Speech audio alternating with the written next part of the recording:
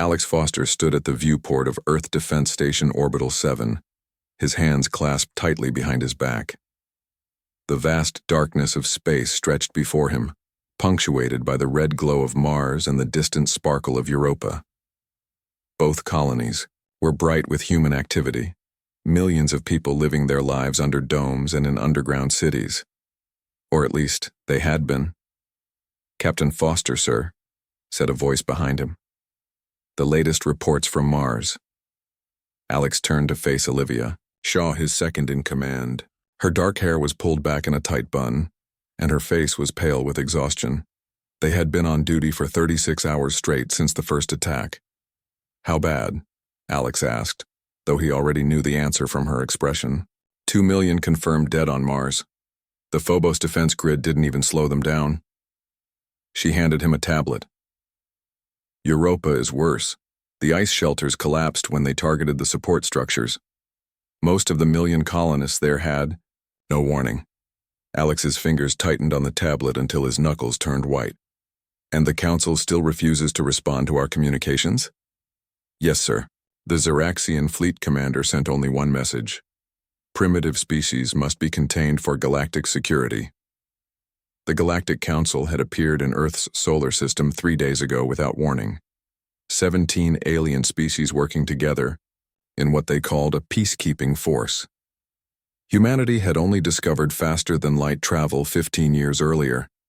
Their expansion into the solar system had been peaceful, focused on scientific discovery and mining resources that couldn't be found on Earth. The aliens saw it differently. They called humans aggressive, unpredictable, and dangerous. Without any attempt at diplomacy, they attacked. "Get me the Defense Council," Alex said. "And Patch and Dr. Miller.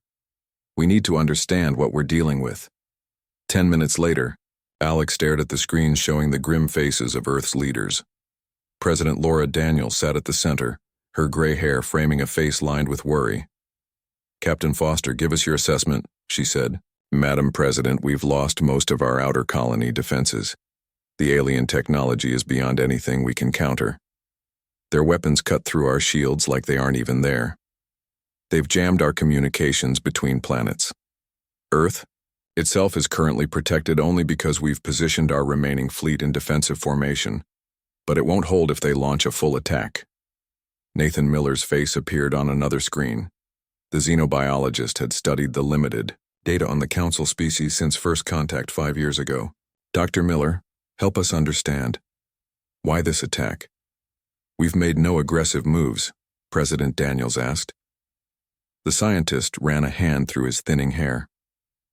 "From what I can piece together from their communications, they don't see it that way.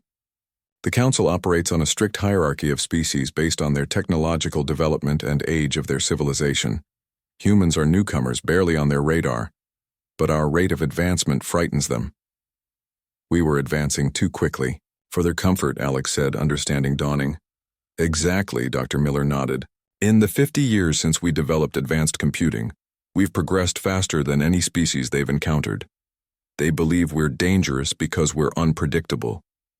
The attack isn't about what we've done, it's about what they fear we might become." A low murmur ran through the Defense Council. On another screen, General Patricia Harris spoke up.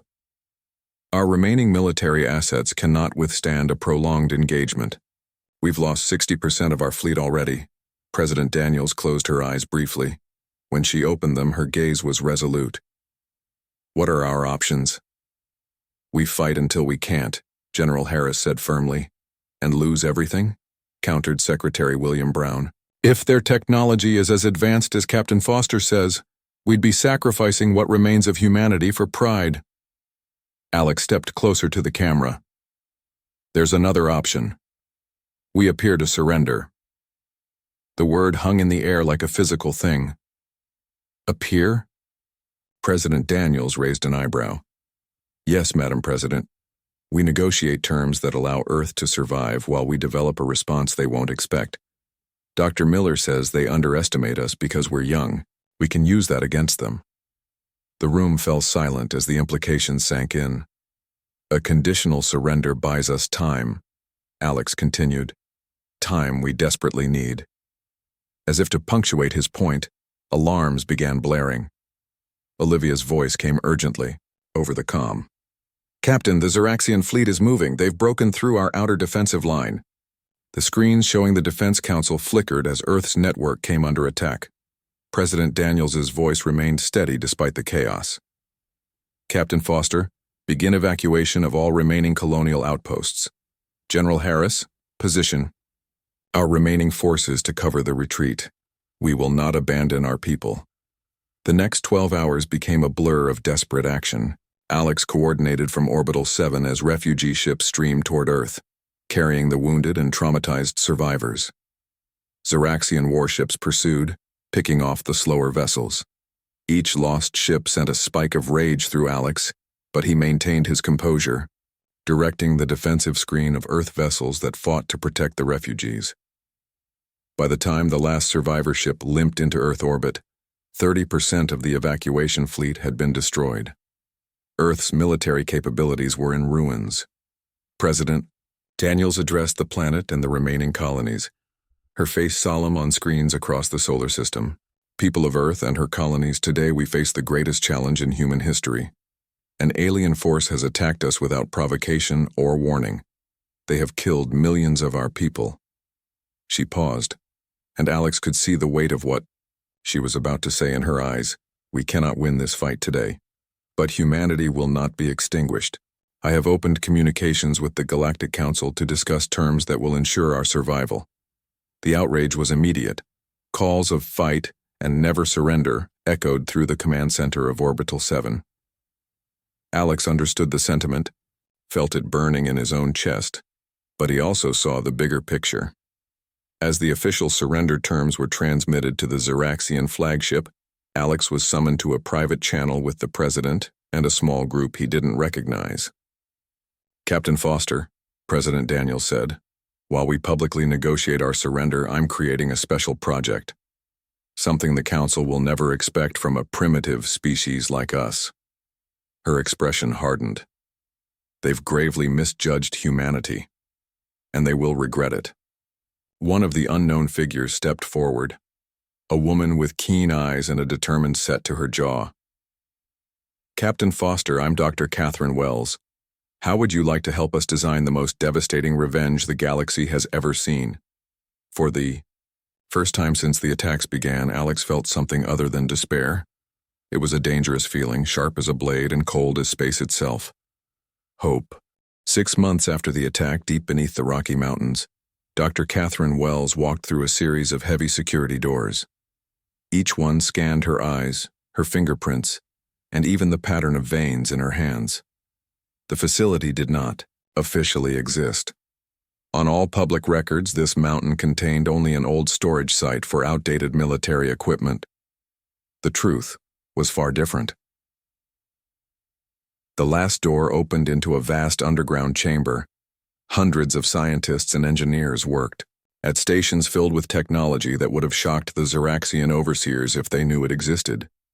"This was Project Phoenix, humanity's secret weapon, Dr. Wells," called a deep voice.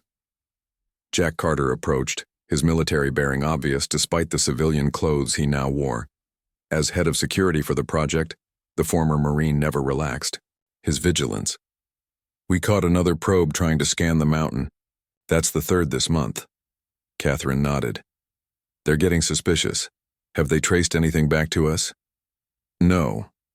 My team disabled it and made it look like a malfunction. The Xeraxians blame the mountain's mineral content for their equipment failures." A small smile crossed his face. "They still think we're just primitive apes playing with technology we barely understand." "Their mistake," Catherine said. She moved to the central platform where her team leaders waited to give their daily reports. "The quantum interface is stable," reported Dr. Frank Lopez, wiping tired eyes. "We can now listen to all Council communications without detection." "The database mining is proceeding faster than expected," added Dr. Ellie Grant. "Their security is complex but follows patterns we can predict. They never designed it to keep out humans specifically because they didn't think we could possibly understand it."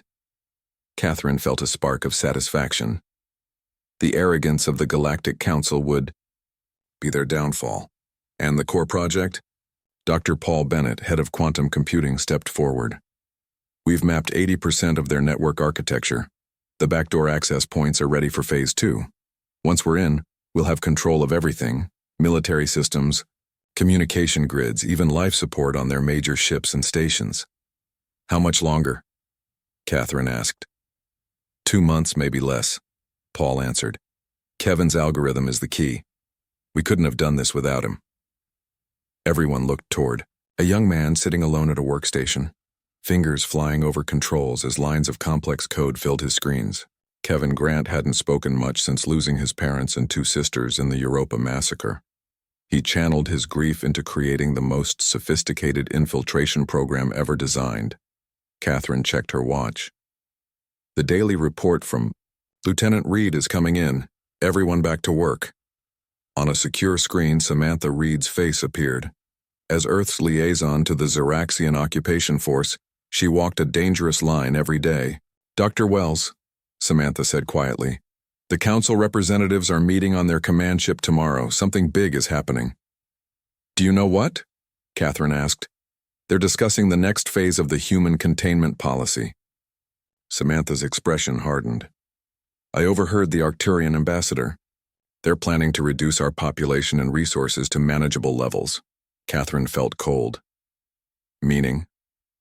They want to eliminate most of our technology and reduce Earth's population to less than 1 billion people.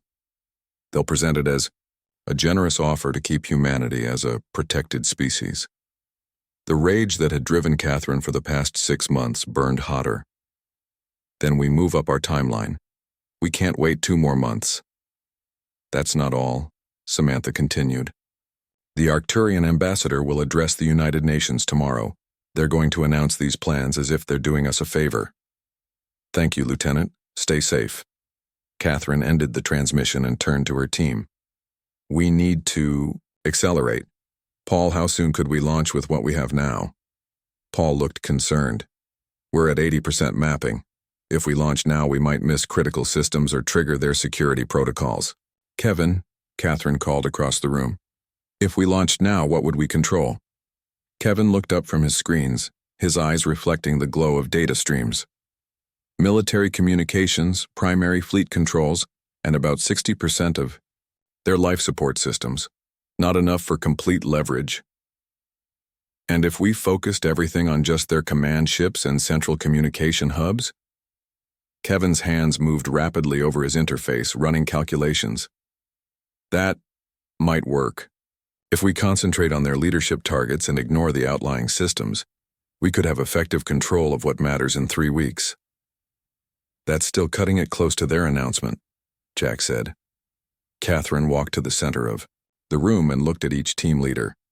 Then we work around the clock. The council thinks they broke us. They believe we're just waiting to accept whatever crumbs they offer. Let's show them how wrong they are. For the next 3 weeks, Project Phoenix operated without breaks. Scientists and engineers slept in shifts on cots beside their workstations. Security teams intercepted 2 more Xeraxian probes, carefully making their destruction look like accidents. On the surface, Earth appeared defeated. Alien ships patrolled the skies. Council representatives dictated terms to human governments. Resources were stripped from human control. But beneath the surface, resistance grew. Kevin worked hardest of all. Sometimes Catherine found him asleep, at his station, waking only to continue coding. His algorithm evolved daily, becoming more sophisticated as it learned to navigate the alien network architecture. It's ready, Kevin announced on the 21st day. His voice, rarely heard, echoed through the suddenly silent facility. Dark circles shadowed his eyes, but there was a fierce light in them now. We can take control of their primary systems. Catherine joined him at his workstation. Are you sure? Kevin nodded. I've run every simulation. Once we inject the access code, their entire command structure will be ours. Their ships, their weapons, even the air they breathe. We'll control it all. Catherine touched the young man's shoulder gently. Your family would be proud. For a moment, pain flashed across Kevin's face. Then it hardened into resolve. This isn't just for them. It's for all of us. Catherine turned to face the room full of humanity's best minds. Tomorrow, the Arcturian ambassador will tell the world that humans must accept becoming pets in our own solar system. Before he finishes that speech, we launch our response. Jack Carter stepped forward. The Defense Council is ready. President Daniels has recorded the message that will be broadcast across the galaxy. Dr. Bennett raised a concern. Once we do, there's no going back. The Council has 17 species with technology we still don't fully understand. They should have thought of that before they killed 3 million of us, Kevin said quietly. Catherine looked around the room. We've spent 6 months learning everything about them. Their strengths, their weaknesses, their technology, and most importantly, their blind spots.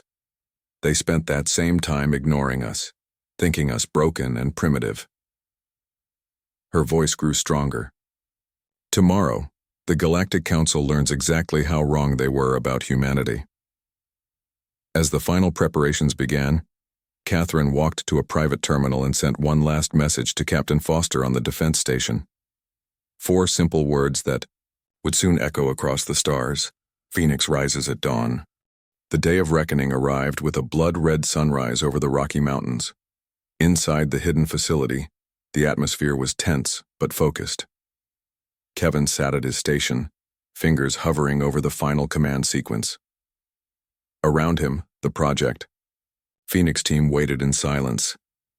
The Arcturian ambassador has entered the United Nations building, Jack reported, watching the security feed on his screen. Lieutenant Reed confirms the council representatives are all in position on their command ship.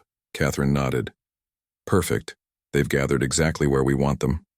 She turned to Kevin. Begin the infiltration. Kevin took a deep breath and pressed the command. On the main screen, lines of code flowed like a digital river, spreading through hidden pathways into the Galactic Council's network. Years of alien technological development, their confidence in their superiority, had left blind spots that Kevin's algorithm exploited mercilessly. First firewall breached, Paul announced, watching his own monitor. Second, third, we're through their main defenses. They haven't detected us. Accessing primary communication grid, Ellie added. We have control of their broadcast systems. The room hummed with nervous energy as the infiltration progressed. Centuries of alien technological development was being undone by human ingenuity born from desperation and rage. Military network accessed, another technician called out. We have control of their fleet movement systems and weapons platforms. In orbit above Earth, on stations across the solar system, and on ships throughout nearby space, Xeraxian commanders suddenly found their control panels locking up. Warning lights flashed on alien bridges as system after system fell under human control.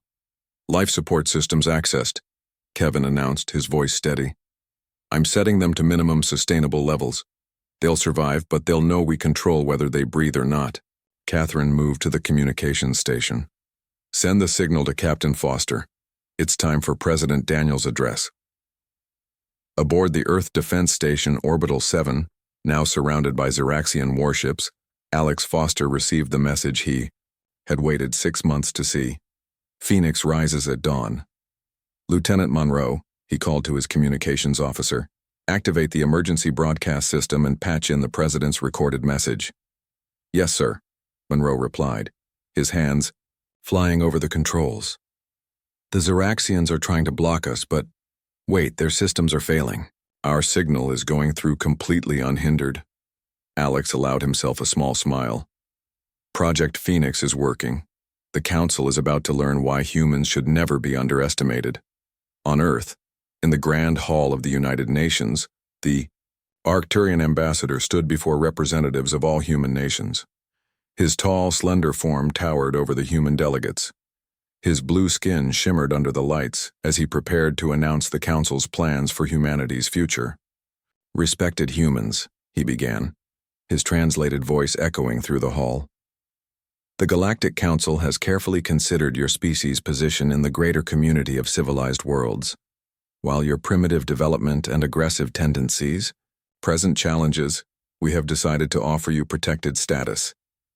Murmurs ran through the assembled delegates. The ambassador raised a 6-fingered hand for silence. This generous arrangement will require adjustments to your population and resource usage to bring them to sustainable levels. We project a reduction to approximately 1 billion humans will create a balanced. The ambassador's voice cut off as every screen in the hall suddenly changed. President Laura Daniels' face appeared, her expression stern and unyielding. The same image appeared simultaneously on every communication device across Council territory. In 17 different languages across thousands of worlds, Laura Daniels addressed the galaxy. Members of the Galactic Council, she began, her voice steady. 1 year ago you came to our home and murdered millions of our people for the crime of existing. You believed us weak. You believed us primitive. Today, you will learn how gravely you misjudged humanity. The Arcturian ambassador frantically tried to call his ship, but his communication device only showed the human president's face. Around him, human delegates watched with expressions shifting from surprise to grim satisfaction. In the Council command ship orbiting Earth, alarms blared as system after system failed. Zeraxian commanders shouted orders that went unheeded as their mighty vessels drifted powerless. "What's happening?" demanded the Zeraxian High Commander, his scaled skin flushing dark purple with rage. A technician worked frantically at a control panel. "Something has infiltrated our network. It's everywhere, Commander. We've lost control of all primary systems." "Impossible," the commander snarled. These primitives couldn't possibly. He fell silent as President Daniels continued speaking through every device on the ship. "At this moment," she said, "we have taken control of your military vessels, your weapons platforms, and your life support systems. The people you dismissed as primitive have compromised the network you believed impenetrable." Back in the Project Phoenix facility, Catherine watched as Kevin continued to expand their control. "Financial systems accessed," he reported. "Government databases across all Council worlds now under our control. Diplomatic archives downloaded." Catherine nodded with satisfaction. "Send the tactical proof package to Commander Peterson on the HFY Defiance." Commander Ryan Peterson aboard the Earth vessel. Defiance, one of the few human military ships that had escaped destruction, received the data package. Within minutes, he began transmitting technical details of humanity's network. Takeover to scientific authorities across the galaxy. The message was unmistakable. Resistance was futile. "The Zeraxian fleet is attempting to restart their systems," Jack reported. "Should we stop them?" "No," Catherine replied. "Let them try. Kevin's algorithm adapts faster than they can work. The more they struggle, the more they'll realize how completely we control their technology." On screens throughout the facility, they watched as President Daniels delivered the final part of her message. "We could eliminate your civilizations entirely," she said, her voice resolute but measured. "But unlike you, we do not murder innocent populations for political convenience. Instead, we offer terms for a new relationship between Earth and the galaxy." In the United Nations Hall, the Arcturian ambassador had slumped into a chair, his blue skin pale with shock. Human delegates stood, faces showing a mixture of surprise and fierce pride. The president's voice continued, reaching every corner of council space. "Our terms are simple. Immediate withdrawal of all forces from the solar system, reparations for the lives lost, and a complete restructuring of the Galactic Council, where no species holds authority over another based solely on their age or technological development stage." In the hidden mountain facility, the team of Project Phoenix watched as their months of work changed the course of human history. Kevin's tired face showed the first hint of peace since the loss of his family. "We did it," he said quietly. Catherine placed a hand on his shoulder. "No, Kevin. We're just getting started. Now the real work begins, making sure humanity is never threatened again." Across the galaxy, 17 alien species faced a truth they had never imagined.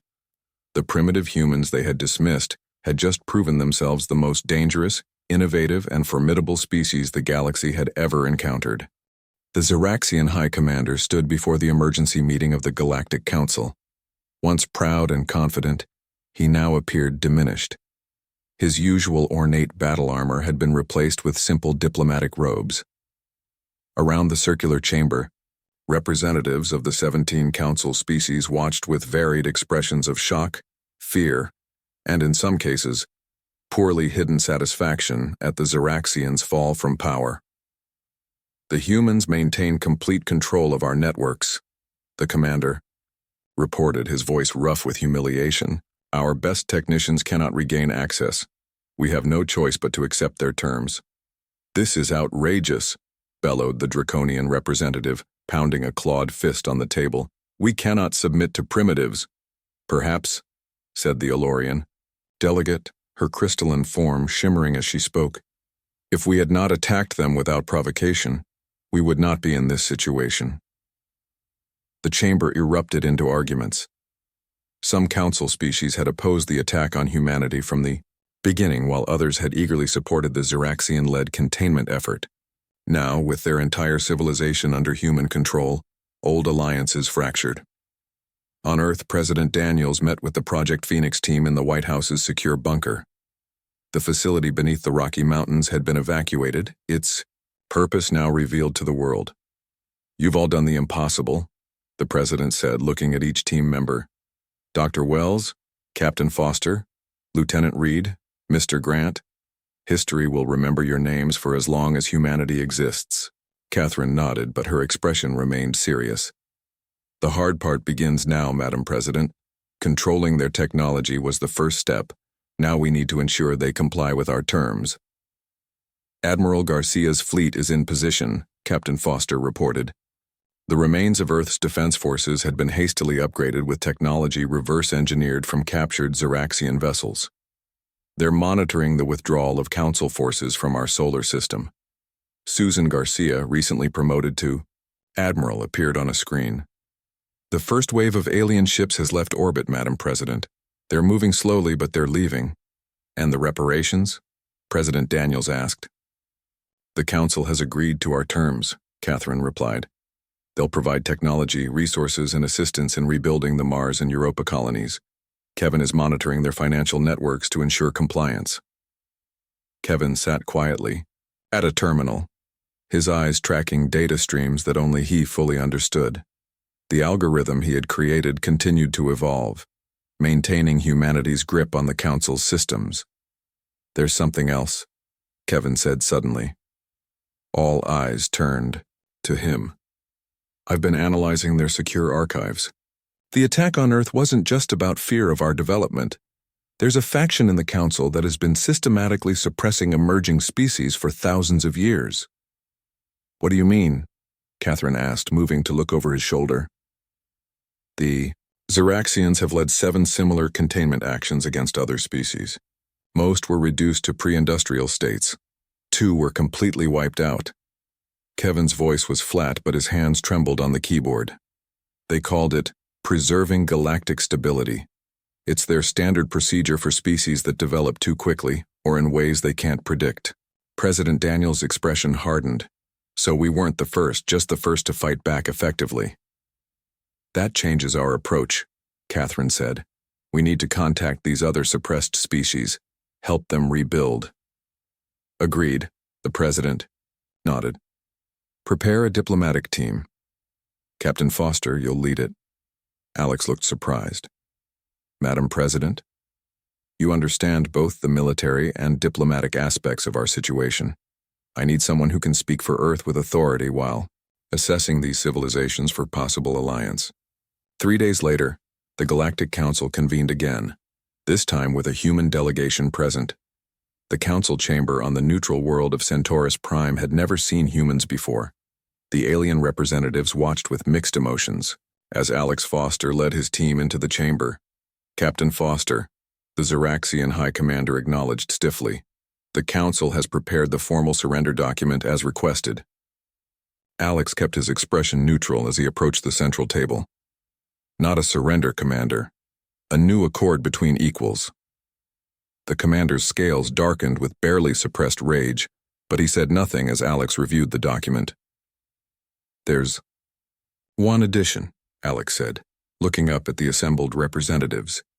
Earth requires full disclosure of all species that have been subjected to containment actions and immediate cessation of any ongoing suppressions. Murmurs ran through the chamber. The draconian delegate rose to his full height, towering over the other representatives. This goes beyond your authority. The internal affairs of the council are not— I believe you misunderstand the situation, Alex interrupted calmly. This is not a negotiation. At this moment, we still control your network. We know about the Thalasians and the Viridians. We know what happened to the Nyx Collective. A shocked silence fell over the chamber. Furthermore, Alex continued, Earth will be sending diplomatic and technological assistance to the 7 worlds you've suppressed. Any interference will be considered a violation of the Accord and will trigger immediate consequences. You would upset thousands of years of galactic order? The Draconian demanded. An order built on suppression and fear is no order at all, Alex replied. Sign the Accord, or we can discuss this again after human controllers have shut down your homeworld's atmospheric processors for a few hours. Back on Earth, Kevin watched the council proceeding through their own network. They're signing, he reported to Catherine and President Daniels. All 17 representatives. President Daniels nodded. Begin Phase 2. I want our diplomatic ships ready to leave for the suppressed worlds within the week. Already in progress, Catherine said. The Defiance is being retrofitted as our primary diplomatic vessel. Commander Peterson has selected his crew. And our defensive capabilities? The President asked. Thanks to what we've learned from their networks, we've improved our technology significantly, Catherine replied. Admiral Garcia is overseeing the construction of a new defense fleet. Within 6 months, we'll have ships that can match anything. In council space, President Daniels walked to the window of the Oval Office, looking out at the skies that had been filled with alien ships just days before. How quickly everything changes. A week ago, we were facing extinction. Now we're reshaping the galaxy. They thought attacking us would keep us contained, Catherine said, joining her at the window. Instead, it forced us to become something greater than we might have been otherwise. On the screen, they watched as Alex stood tall among the alien representatives, representing humanity's new place in the galactic community. What about the network control? President Daniels asked Kevin. We can't maintain this level of infiltration forever. Eventually, they'll find ways to lock us out. Kevin nodded. I've already begun implementing a gradual withdrawal from non-essential systems. We'll maintain control of their military and communication networks until our own defenses are fully operational. After that, we'll retain only monitoring capabilities. And if they try something like this again? The President asked. Kevin's eyes were cold. The algorithm remains in their systems, dormant but ever-present. If they move against us or any other species again, it will reactivate. They'll never be free of the knowledge that we can take control whenever necessary. President Daniels nodded, satisfied. Not revenge, then. Just insurance. Call it what you want, Kevin said quietly. My family is still dead. Millions are still dead. This doesn't bring them back. But it means they didn't die for nothing. Catherine put a hand on his shoulder. They died so humanity could live. And now, because of what we've done, other species will have the same chance we have, to develop without fear, to reach their potential. That's a legacy worth having. Outside, the sun set on a changed Earth. Citizens looked to the stars not with fear but with a new understanding of their place in the universe, not as primitives to be contained, but as equals with the right to determine their own destiny. 1 year after humanity's devastating counterstrike, the galaxy looked very different. The Grand Chamber of the Reformed Galactic Council now hosted 24 species instead of 17. The 7 civilizations that had been suppressed were now full members, their representatives sitting alongside humans and the original council races. Dr. Catherine Wells stood before this diverse assembly, explaining the final report on the network security reforms that all member species had adopted. The new system ensures that no single species can control the galactic infrastructure, she concluded. Power is now shared equally, with safeguards that prevent the kind of dominance the old council maintained. The Xeraxian representative, no longer the high commander but a civilian diplomat, shifted uncomfortably in his seat. The former ruling species had been forced to adapt to their diminished status. Many Xeraxians still resented humans, but they had no choice but to accept the new reality. And the human override controls? Asked the draconian delegate, unable to hide his suspicion. Have they truly been removed? Catherine met his gaze steadily. As agreed, Kevin Grant personally removed the infiltration algorithm from all shared systems. What she didn't mention was that Earth maintained a separate emergency version that could be deployed if ever needed. Some insurance policies were best kept secret. After the meeting, Catherine joined Alex Foster, now Earth's permanent ambassador to the Council, in the diplomatic lounge. Through the vast windows, they could see the spectacular rings of the neutral planet that now hosted the Council headquarters. How are the European survivors doing? Alex asked. The colony was being rebuilt, larger and stronger than before. The last dome was completed last week, Catherine replied. Some families have already moved in. Kevin went with them. Alex raised an eyebrow. Really? I thought he'd never leave the network monitoring station. He said he needed to see what we saved, not just remember what we lost. Catherine smiled slightly. He's helping design the colony's security systems. No one will ever catch Europa by surprise again. On the rebuilt Europa colony, Kevin walked through the gleaming corridors of the main habitat dome. Children played in the central garden area, their laughter echoing off the transparent ceiling that revealed Jupiter's massive form dominating the sky above. These children would grow up with a very different understanding of humanity's place in the universe than previous generations. Kevin stopped at a memorial wall where the names of those lost in the attack were engraved. He found his family, parents David and Maria, sisters Julie and Amy. His fingers traced their names gently. I kept my promise, he whispered. A young woman approached and stood quietly beside him. Samantha Reed, formerly Lieutenant Reed, had also chosen to help with the rebuilding effort after her dangerous work as a spy during the occupation. The first school opens tomorrow, she said, after a respectful moment of silence. They want to name it after you. Kevin shook his head. No. Name it after them. He gestured to the wall of names. And all the others who never got to see what we've become. Back on Earth, President Daniels welcomed representatives from the Thalasian civilization. Once nearly destroyed by the Council's EU containment policy, the bird-like aliens were now recovering with human assistance. Your people have our eternal gratitude, chirped the Thalasian Prime Speaker, his feathered crest rising with emotion. In 1 year, you have helped us recover technology it would have taken us centuries to redevelop on our own. We know what it means to face extinction, President Daniels replied. Humanity will never stand by while another species suffers that fate. After the meeting, she met with Admiral Susan Garcia in the Pentagon's new Interstellar Defense Command Center. Screens showed Earth's growing fleet of advanced ships, incorporating both human innovation and technology learned from the Council. Prometheus will be ready for its first patrol next week, Admiral Garcia reported, pointing to the largest vessel. It's the most advanced ship in the galaxy, not just in weapons, but in scientific capabilities as well. Good. The President nodded. I want our presence felt, but I want every species to understand that our primary mission is exploration and protection, not domination. The crew knows that, Madam President.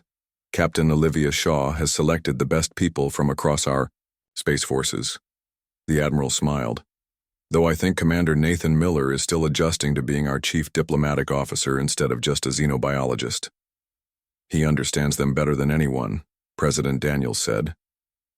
That's exactly what we need right now. In the special wing of the United Nations building now dedicated to galactic affairs, Dr. Paul Bennett led a mixed team of human and alien scientists working on shared technologies. The quantum communication improvements will benefit everyone, he explained to a group of visiting dignitaries from various worlds. With the new protocols, no species will have a technological advantage over others. An Olorian scientist, her crystalline form shimmering in the earth, sunlight streaming through the windows, added, "This is how advancement should happen, through cooperation, not competition or suppression." Paul nodded in agreement. The old council feared rapid advancement.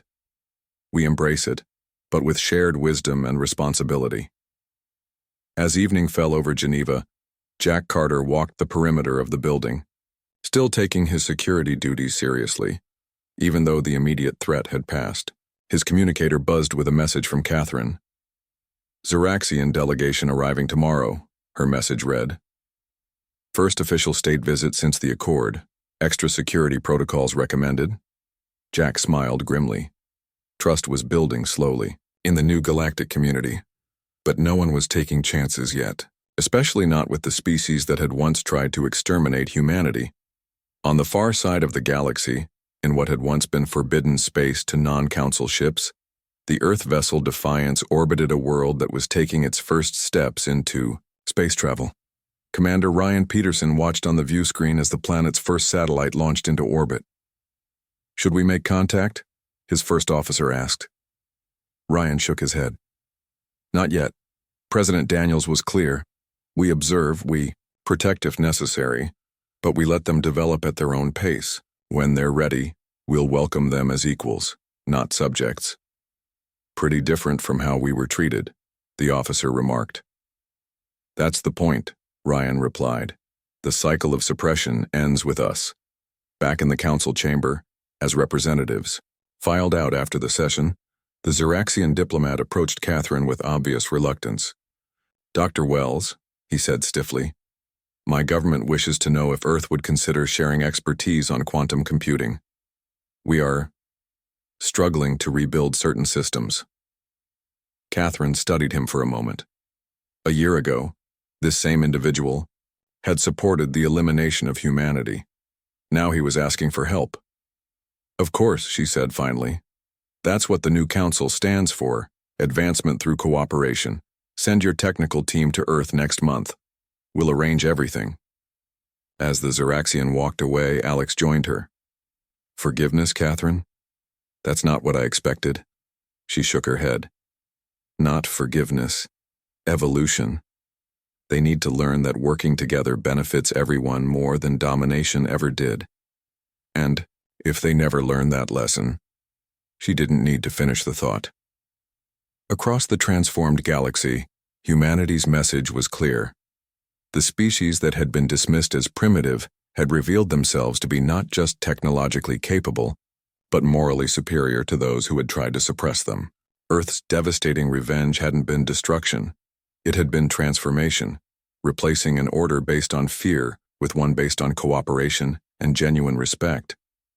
And if any species ever again thought to threaten humanity or its allies, the silent promise remained: Earth never forgot and would never again be underestimated.